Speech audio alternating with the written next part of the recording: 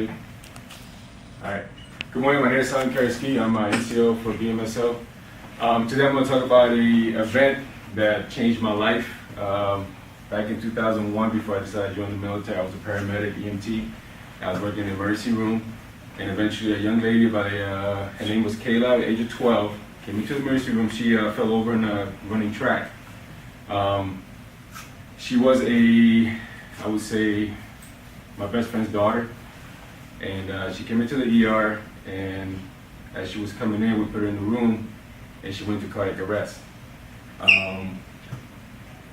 At that moment, my instincts kicked in. I jumped on top of her. I started doing compressions. We put her into the trauma room, and through the whole ordeal, we were working on her for about an hour and a half.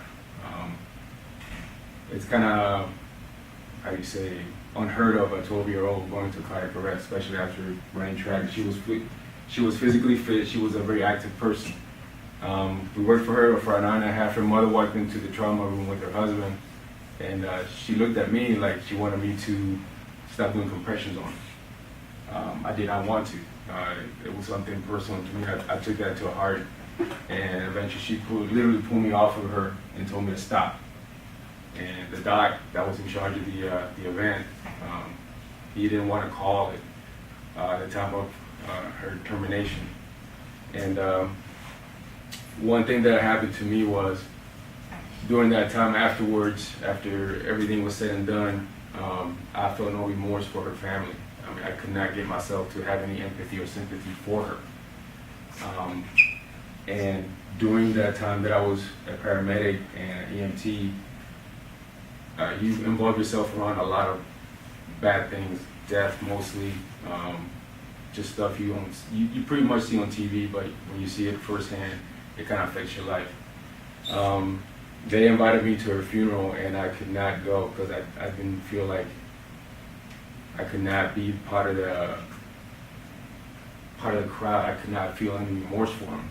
And I told her mother, I said, look, I understand that you want me to be there, but I don't know what's wrong with me. There was no sympathy or empathy towards what happened. And that kind of changed the course of my life, that I did not want to be in that field anymore. So when I came back into the military, they wanted me to be a medic, a whiskey. And I turned it down. I said, no, I don't want to be part of that anymore. I mean, it's something that I don't need to be first hands-on, taking care of casualties and stuff like that.